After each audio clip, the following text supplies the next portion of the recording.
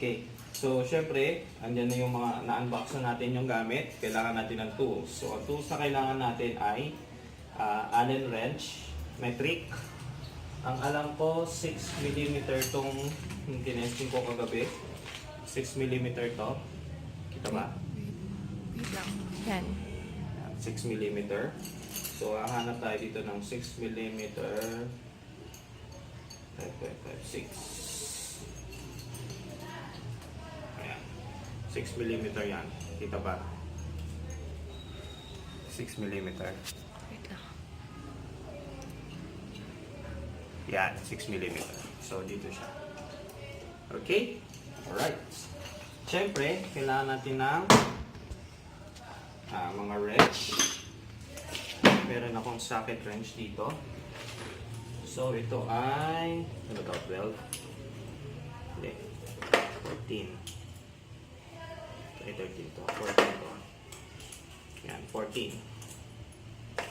14 socket wrench or open wrench or common wrench. Basta 14mm siya. At, ano pa ba? Ito ata ay 12. Okay, 10 lang yan. Okay, 10 lang para dun sa caliper. Ay, dito sa ito, master. Ito, sa bolts. So, sa caliper bolts ay medyo mahaba. Medyo malaki ito. 10 din lang ata ito. Oh, 10 din. Okay. So, first things first. Alright, so ikakabit na natin dito yung friction pads. Hindi yan yun. Ito yun. Ito sila. So, first, ito muna ikakabit mo. Ayan. Itong may naka ano sa loob, yun yung nasa ilalim. Tapos ito yung flat sa taas. So, bakit? Kasi para masakto yung pagkabit mo ng friction pads. So, 4 sila. 1. Pakita mo kung paano. 1, 2. So, kung ikakabit natin sila, itama lang natin dun sa pinaka-slanted kasi yun. So, saan ba yan? Pati ito slanted. So, ikakabit mo sila nakaganyan. Pagka nakaganyan, hindi mo sila may kakabit. So, kailangan ganyan siya. Okay, so 4 dyan. 4 sila. So, ang principle nito ay iaangat niya tong gitna para pumasok sa loob at kakapit na siyang ganon. Para wala nang problema niya. So, ito yung pinaka kabitan ng disc brake. Mga ganyan siya.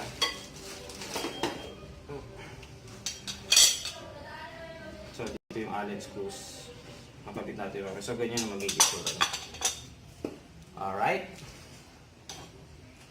So, gagamitin natin ito para straight yung ito yung parang pinaka ano niya axle nut, pero hindi natin ikakabit ito doon kasi maiksi ito. Ano lang to, guide. This will just serve as your guide because you need guidance. All of us need guidance, Max. So ayan, screw natin sa likod.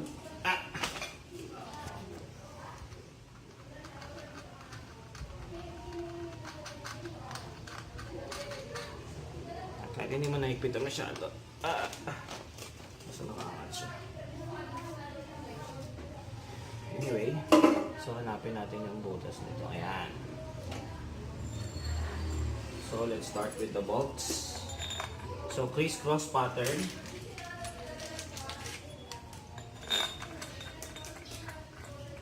Pa-X siyang ganon kung magkakabit ka.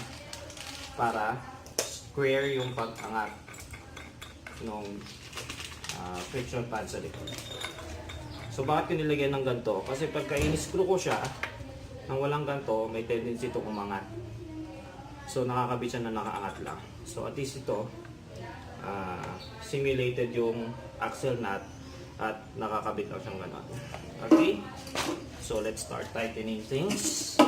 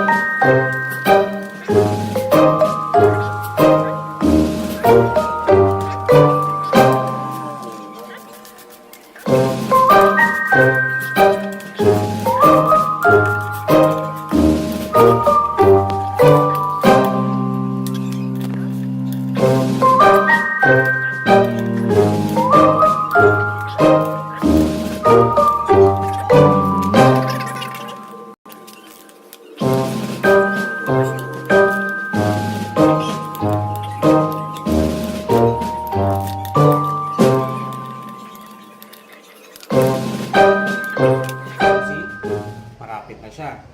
Yung principle niya kanina, tulad ng sabi ko, kakapit yung loob. So, ayan na siya. We're done with the first step. Make sure it's all tightened up.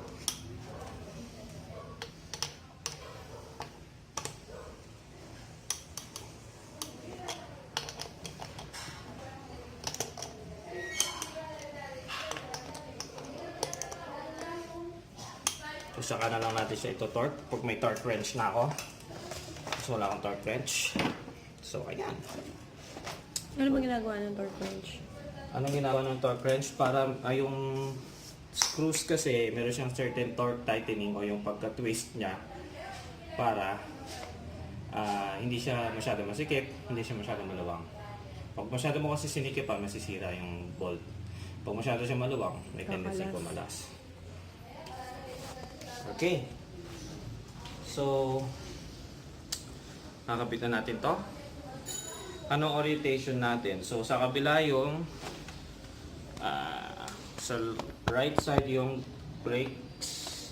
So, sa right side natin lalagay ito.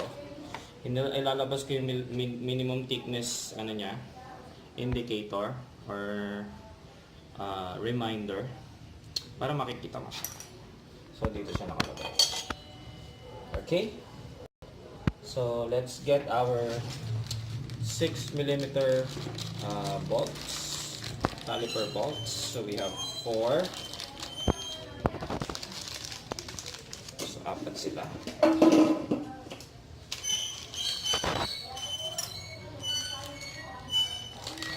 4. So, we have 4 here. Okay. Madali lang siya actually, kahit kung basta may tools ka at may alam kang kahit konti sa kakabit ng kung ano-ano, madali lang siya kabit. Anong number yan? Number 6 mm.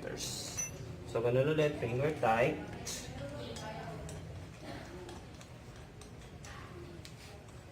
Finger tight, criss-cross ulit. Kasi mapapakabit ng ganito, laging criss-cross. Para square yung pagkakabit niya. Right circle siya. Ibig sabihin ng square, pantay.